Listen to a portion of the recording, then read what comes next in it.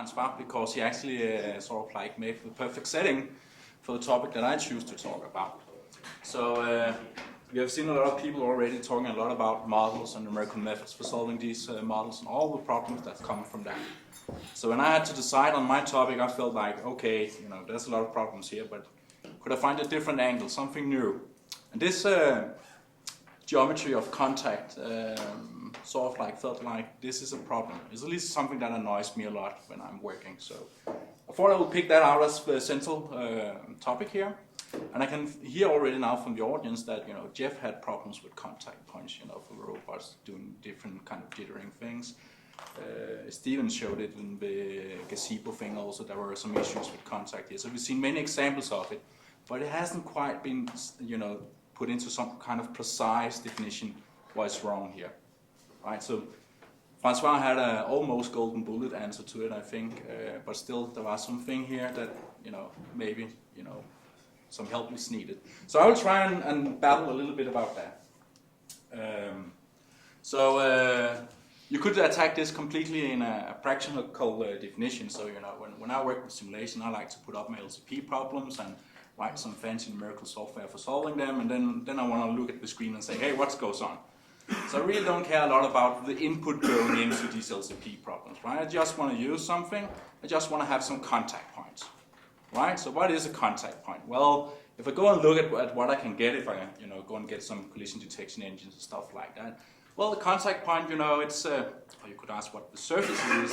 Surfaces are basically a sampling of the geometry by contact points. Contact points usually has a position, they have a sense of direction. That could be the normal of the surface. It could also be a gradient of the volume, for instance. So there are different ways of defining that. There's also a labeling of objects. I mean, there are two objects coming into contact, so we need to know this is one object and this is the other object. So this is also information that is embedded in the contact, right? And there's also some kind of measure of proximity, distance, gap, whatever we call it, that tells us something about, how close are we to getting into touching contact, or have we violated the contact somehow. Francois already, shoot down a lot of the methods for computing these kind of distances. I have a few examples also of things like that. And what I find a little bit curious is, I mean, David had a nice presentation where he basically said something about these 5 functions, what kind of requirements you need to put on them in order to say something about whether you can solve things or not. And it's sort of like curious if these practical decisions we make sort of like fits within that kind of framework, and what happens when they do not, and things like that. So there are some practical problems. How do we compute things like this? So to follow up a little bit on some of Francois' walkthrough, there are some different examples already existing out there. There are people that are working with closed form solutions, simple primitives like spheres, ellipsoids, and so on. We actually saw, simulation frameworks here using that kind of stuff, right? Spheres, ellipsoids, capsules, they're nice, smooth objects, easy to define something you could call a contact, right? A little bit more unpleasant is things like boxes, so box versus box. It should be apparent simple geometries, but they're actually pretty ugly to work with. A lot of people use separation axis testers for stuff like this. I have a few examples showing how this can go wrong when you use that for contact point generation. Other popular methods, iterative methods for convex shapes. DJK is a very popular algorithm for finding the intersection, but it can also be used estimating penetration depth. You can also cheat a little bit and say, hey, I have a lot of directions, I just want to sample in those directions. Then you basically use DJK to sample your contact points in that fashion. You get sampling artifacts, of course, from that. Feature-based approaches is another direction to take, where you basically take the features, for instance, of meshes like vertices and faces, and then you try and figure out, do I have a vertex embedded inside a face, and you generate a contact on that information, or edge-edge pairs. I actually think that iCollide from McLean's lab is using something similar to that. V-clip, another popular method using also sort of like similar ideas to that. So the style here is basically you have some kind of pointing element or some testing you do like that, or in the more sort of like extreme case you basically do polygon clipping of the features in contact. these things here has been extended to continuous collision detection. It seems kind of obvious to do that for those kind of types. Volume-based approaches. Francois had a very nice example based on these layer depth images, essentially, where that could be used. He also showed comparison with signed distance fields, where basically you can always look up what is the distance to the closest point on the surface. And that information, of course, can be used for collision detection, and it also can be used to defining a sort of penetration measure. The gradient of the distance field can be used to define a sort of normal direction, right? So, a lot of practical examples. How do they actually work? Well, I mean, we need to get around some things, some issues, right? So we have some numerical precision around our problems. So we often use a kind of fuzzy idea for geometry, some collision margins, envelopes, and stuff like that to deal with that. So that softens things up a little bit. Many methods assumes a state of penetration because it's basically easier to see, you know, if there's something intersecting, if this actually is penetration. So touching contact is difficult to work with. They need to be computationally fast. It's already very costly to do with physics, and it's even more costly to do with collision detection. And even though you're using primitives and stuff like that, it can still cost a lot. So you want them to be fast. And in order to be fast, you cut corners, and that is why you often use some kind of local information, like what Francois was also explaining with these signed distance field that could pick some funny normals and stuff like that. But local information allows you to very quickly decide, is this a contact point, what is the normal, what is the penetration measure, and so on and so. But, you know, local information is not always, I could say, well posed. It's heuristic assumptions, and that means that sometimes you can get it wrong. Okay, so I want to show some video here. So this is some of my own work, where we took the collision detection in the bullet engine, and basically we throw it into our simulator, and we cranked up sort of like the physics in this simulator. So these boxes are like 1 by 1 meter, and the density of this is like water. Time-stepping size is 0.1 second. Extremely huge. And then we want to see how does the contact points actually yeah. So you were grabbing the top box and moving it around? Yeah, okay. So there's an interaction going on here, and it's a position-based way we do it, so it's exact right on the spot. And you know, the point I want to make here is that, you know, whatever contact points you throw into a simulator can make a dramatical change on the actual output you get. So the simulation result is very sensitive towards the quality, you could say, in the contact point generation. This is why I think there's some work that needs to be done in this area, right? Because, I mean, it's basically you get noise if you just have a single slight error in your contact point information. This is a similar setup showing some more complex shapes being you know, played around with. And again, it's direct interaction, it's extreme settings for the simulator. And you know, we want to have a good contact interaction. We want to make sure if you have edge-edge contacts that, you know, objects will be sort of like tipping over the edges, no penetrations and stuff like that. We want to be able to make sure that things can. Nice. And of course, we have the user in the loop, and that also, you know, puts some constraints on the simulator. You know, some requirements. It has to be stable, it has to be robust, also, no matter what is being done.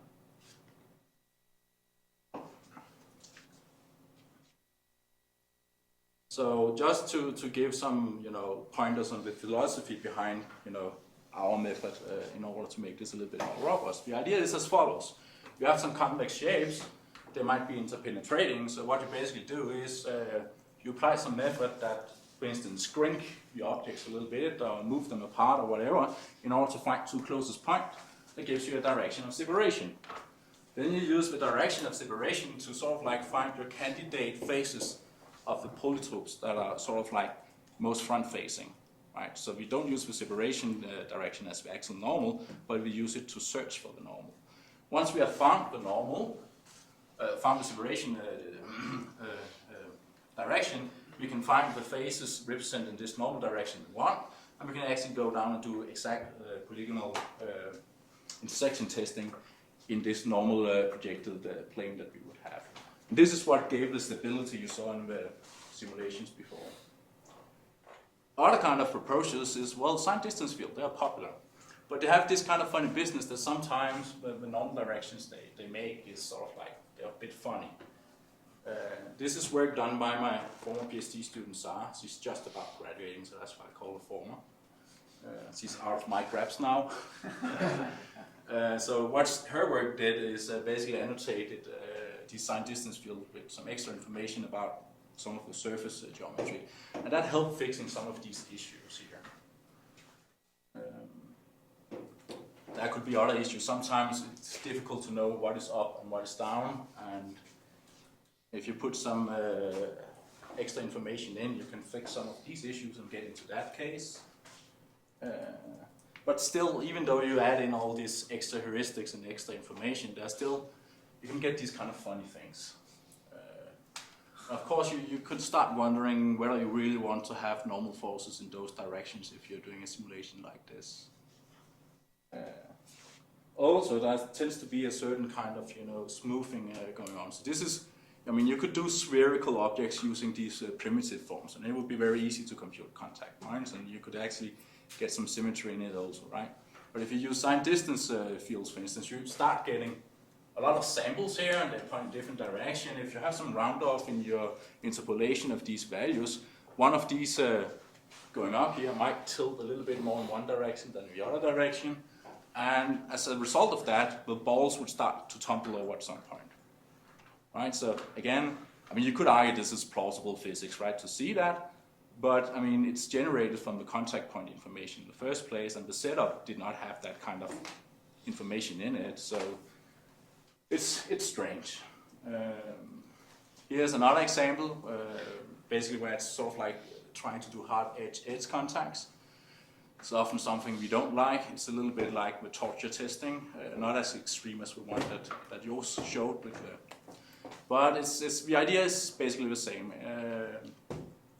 And here you can see you also get this kind of smoothing, but this might be okay if you want to work with this. Of course, other ways to, this is some of my own earlier work, to deal with this is basically to have double representation. So here sign distance field is combined with a point sampling of the surfaces. And the point sampling is stored in a bounding volume hierarchy. And by combining this information, you can basically sample the object more dense where you want to make sure to capture information. So for instance, edge contacts is usually difficult to deal with sign distance maps. But by sampling the edges more densely, you can actually start capturing the interaction, but still you get kind of funny stuff going in different directions. So it's not pleasant. Let's go back and look a little bit at some of the primitive testing. So this is the box-box testing that was used in Open Dynamics Engine around 2005 or so. I don't know if code has been updated since or any modification been to it, but at least for 2005 results, this is accurate.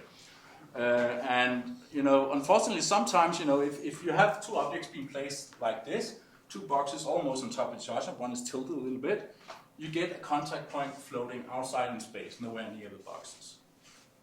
And that's, if you put that into a simulator and start, applying normal forces there, you can start wondering, how will these boxes move around? Other cases, if they're perfectly aligned, you could get something like that. That is perhaps not as bad as you could think. It does capture the actual geometry of the interaction, but there might be a bit too many points. You might want to not have these in here in order to reduce the number of constraints, because that will impact your numerical properties later on. In other cases, you get something like this, but if you look hard, you might want to have a contact point here also to make sure that the box would tilt correctly over that edge. But the information is basically missing, so you would end up having a wrong simulation result. This is sort of like similar scenario, and this also. And one thing I like to do when I try to play around this is, you can set up all these case studies and study case by case, but it often doesn't tell you something about the robustness when you use it in a simulator. You need to have more examples of it, right? So we set up these simple examples where we keep one object static, and then we start having like interaction, kinematically moving the other one around, and it's simply just visually observing, drawing contact points to see if they are behaving nice.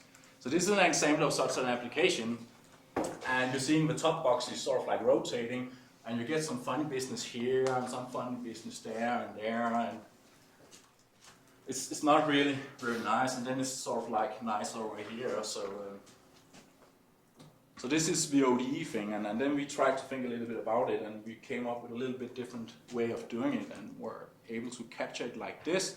We do get a little bit too many contact points in many cases, but at least you could argue that the convex hull of these would sort of give you the exact representation of the actual intersecting surface geometries. The trick to actually get to this was to basically prioritize the way you select set directions for generating the normals. So in the original method, you were basically just picking the set axis with the minimum measure of penetration and use that to generate normal information. Here we are prioritizing face contacts over edge-edge contacts. So that's sort of like we prefer face-face rather than edge-edge. And that helped us doing that, and then we actually did polygonal intersection testing for generating the points. So, to cap it up, I mean, it's sort of like difficult to make a formal definition. There are plenty of examples out there. They all have artifacts. They have different ways of doing it. And you're sort of like left with, can they make a formal definition of what is a contact point? I mean, something we all can agree upon is saying, this is what it is, this is what we need to use, and then we would be happy. And this is not easy. I mean, I've shown you geometry cases, instance in time where I could show you it went wrong, right? But you also need to consider time stepping here, right? And time stepping, as we have heard before, creates, different kind of artifacts, you can call it. Penetrating geometry, you could argue this could be unphysical or physical, depending on how you view your geometry. We had some debates about that. And also tunneling things can go on, things moving between each other, and you can also argue that might not be, well, maybe it's funny physics, but it's not what I would expect from playing around with things on the table, right? And then of course we need robustness, and meaning that whatever kind of geometry we throw into this thing, and no matter what position it has, we want to have something sensible coming out of it. We need to be able to compute contact information, but we also want that information to have small sensitivity when you make small changes. So think like of the example of the boxes turning around. It does not help a lot if a contact point suddenly flicker out outside here and goes back in. That's not small sensitivity. It's small change in box orientation giving a huge change in the contact point information. That is bad. So that's a kind of spatial temporal thing over this contact information. We need to have both things in there. And now I will try to take the next step and say, okay, can we solve this somehow? And could there be something out there that could do something like that? And then I want to propose to play around with moving meshes, because well, they look cool when you draw them like that. So a moving mesh is basically it's a triangulation of space. You have an interior, you have an exterior here, and you have some interface that you basically want to trace through time as it moves. And the cool thing about moving meshes is they're really good at tracing this interface, and they can handle topological changes that occurs over time and deformation and so on and so. We've been using this for computational fluid dynamics for a few years. I guess we have tried to develop it. So I mean, that might be something, because there's this interface tracking. It seems a little bit like collision detection, and when we started doing these fluid simulations of double breaking dams, what we actually see is that the meshes, they come together and you get this kind of interface where they meet, and you can actually keep track of where that interface is during the simulation. We're actually applying a physical law on that exact interface. The Laplacian law describing how surface tension forces would be applied to the surface. That law is being applied on just those interfaces. And it's dynamic in time. We don't know on a priori where those interfaces that will occur. They're completely dynamic. Another example here that perhaps is sort of like a little bit more illustrative. You see them come together and the intersecting surfaces start to form up and create. So what you're seeing here is basically tetrahedral meshes. So there are tetrahedrons everywhere, but we're just drawing the triangles separating the inside and outside of the objects. And this is what is being visualized here. So of course in the interface where these two objects come together, one triangle from the one object and one triangle for the other object basically align up and comes together perfectly. Vertex meets vertex, triangle meets triangles, They meet up perfectly. So this is what you would call a conforming contact manifold, and we have the exact geometry in there. If you're looking at some point inside the surface, you could actually start defining a normal in the way that you normally would define a normal for a triangle connected mesh surface, right? So there's some, it seems sensible, this thing, right? I mean, it can give some of this information we're looking for. And there's no penetration. You get continuous collision detection for free, basically, here through the moving mesh framework. So this is a nice thing also. Rasmus, you have a question? Yeah, so if you go back to the previous double breaking down, you start out with a perfectly symmetric configuration. One is honey and the other is water. I guess this is the answer you were looking for. I really don't want to go into the physics of this. I mean, it's just to show you the capabilities that could be in the moving mesh framework for doing collision detection for other types of simulation. All right, fair enough. Okay? It wasn't a symmetric situation. No, I mean, the geometry was symmetric, but the physics were not. So the thing about this conforming thing, I mean, why is that suddenly interesting to us? Well, if you have not done conforming manifolds, if you've been doing like continuous collision detection on triangle meshes and things like that, then your intersecting contact surface might look a little bit like this. You have some triangles from one object, some triangles from another object, and a vertex from one object might be inside a triangle of another object. So in order to compute contact forces here, for instance, at that contact point, you need somehow to map a force from one object to a force on the other object. And in order to do that, you make some kind of weighting scheme, right? You would say that if I know the force here, that would distribute with some weights to the other object with the negative sign in place there, right?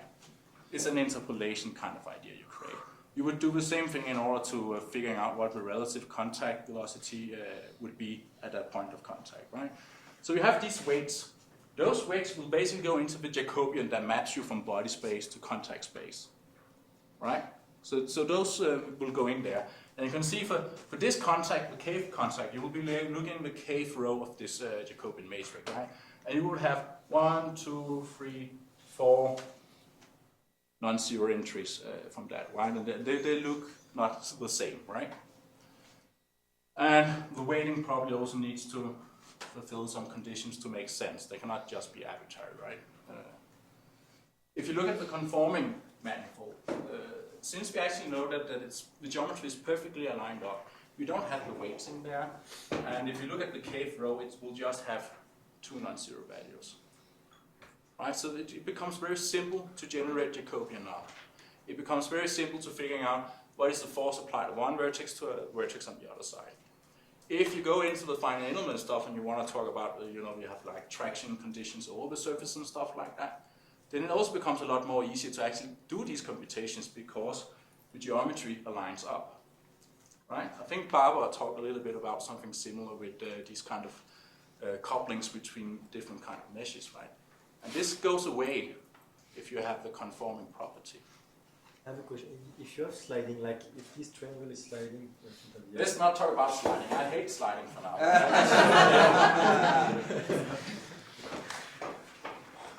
Okay. What a very good question. So, we have two objects, A and B, and this is just to show you visually a little bit about how the different classes of methods are different.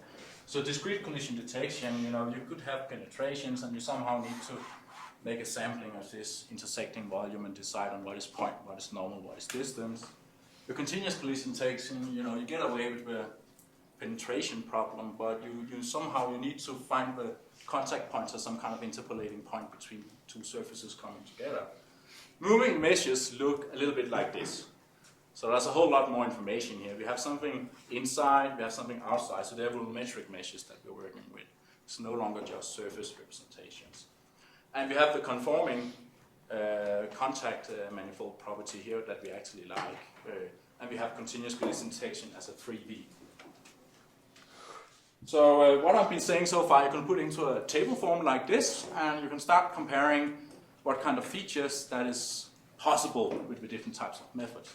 So exact geometry, so this is a little bit hand-waving, right? Because you could probably find some examples here that would Yeah, What are the columns? I will go through that in a minute. Ah, okay. Right? I'm just making a disclaimer first, right? So, I mean, this is sort of like a generalization, right? So, in a general setting, I would say the discrete collision detection methods don't offer you an exact geometry of the actual contact surface. They don't make it easy for you to find what is a normal. You have to have some assumptions. And they can't result in penetrations. They can't result in tunneling effects. They are often not conforming. And they don't provide quality measuring. That is the volume mesh part, which is interesting if you want to do, for instance, deformable models and stuff like that. But you often don't get this here. For continuous collision detection being this column, you can try and compare. So exact geometry, yeah, that's often the case, you get that. Normals, yeah, because you don't have a penetration case, so you often have surfaces coming together. So when that happens, they're sharing the normal information. That makes it possible to define something. Penetration, no. Tunneling, no. Conforming, no, that's not given. And volume mesh information is not given. I mean, there are examples out there. I think, what's it called? Volume CCD. I think that's, yeah.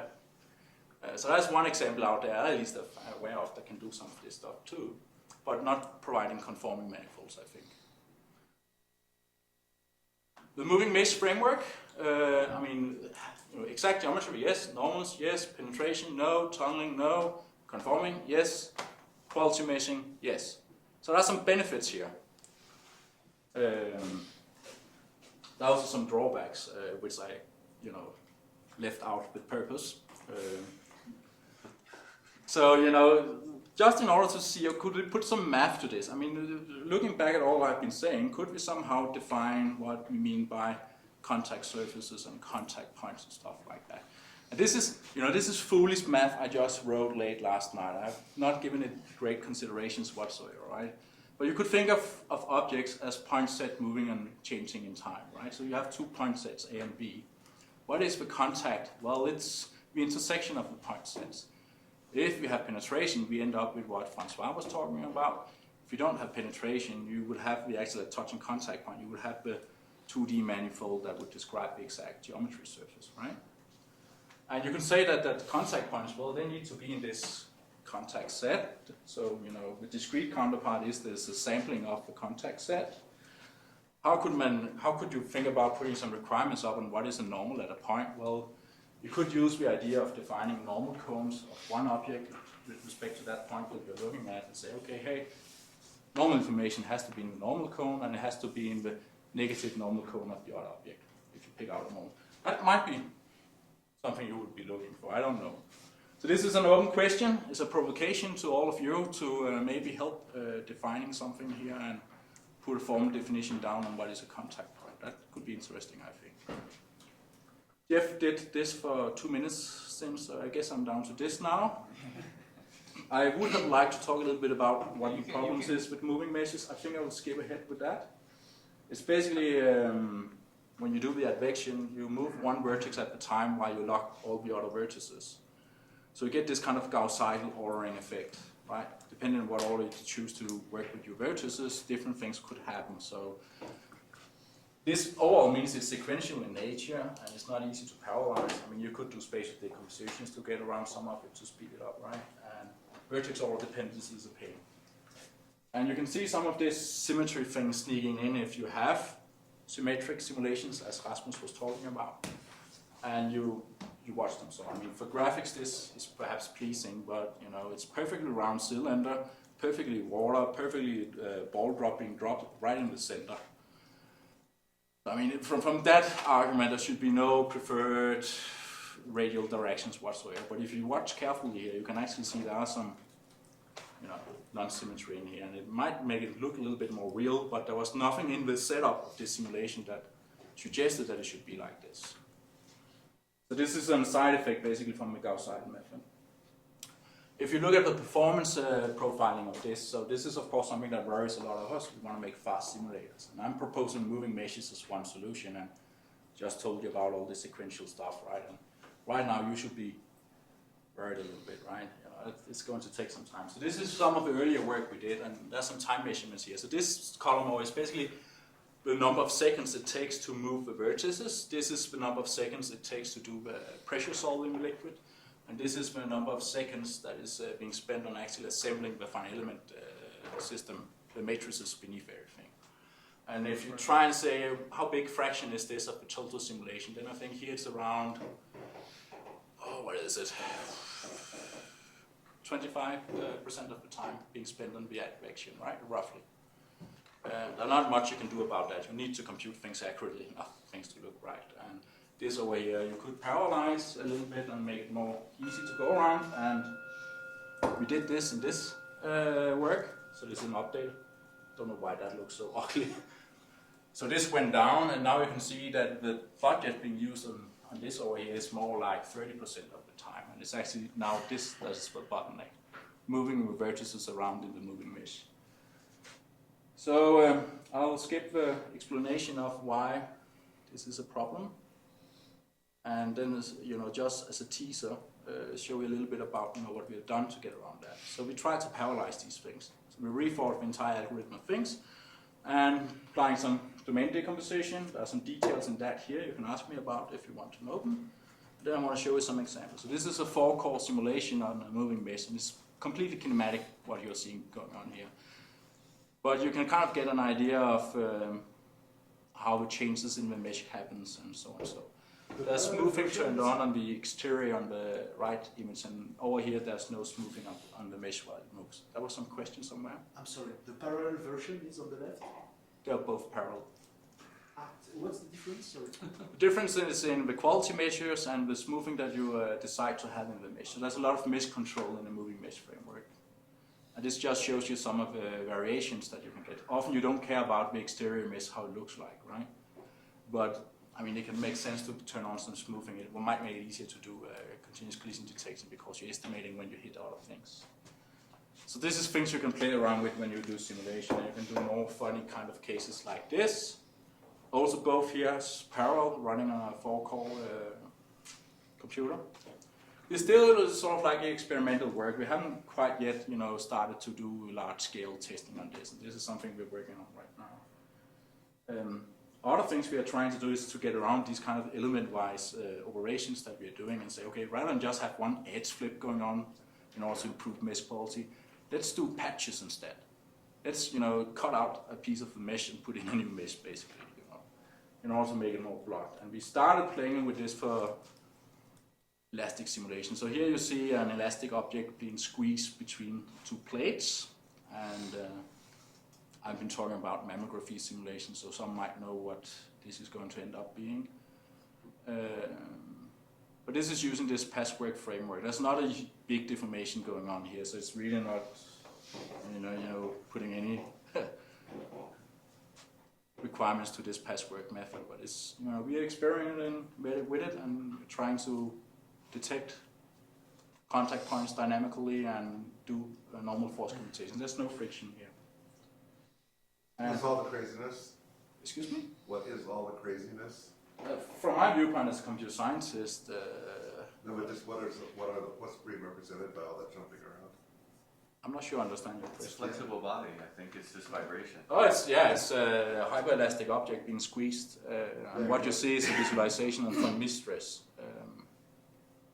I mean, it's not really the physics I want to go deep into details with here. It's just to show you that it is actually possible to use this for contact simulations. We are starting to do this.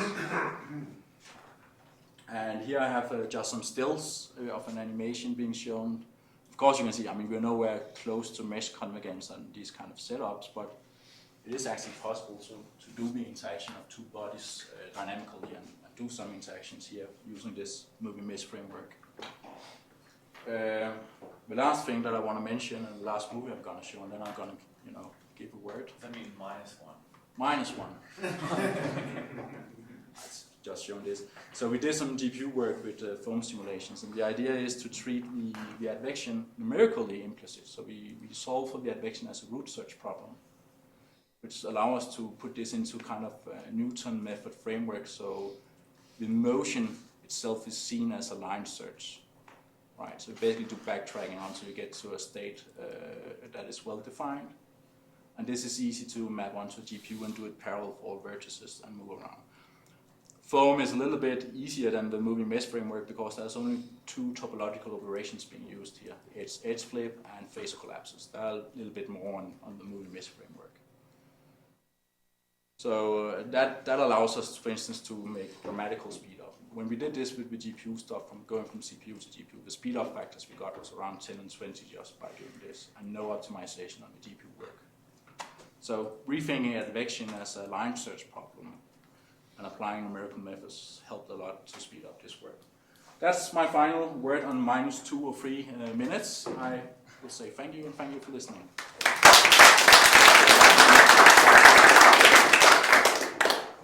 So questions while we're changing speakers, okay?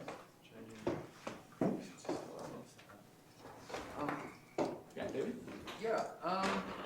Perhaps you should talk to Chris Butt at Bath in the UK. He does a lot of stuff for moving mesh methods for solving PDEs. Yeah. Of course, one of the things at the forefront of what he's worried about are keeping the aspect ratios of elements from becoming degenerate, which is really important for accuracy of PDEs, finite element solvers. But he's done a lot of work on this. He's got I heard him give a talk about a year ago, and he's doing a lot of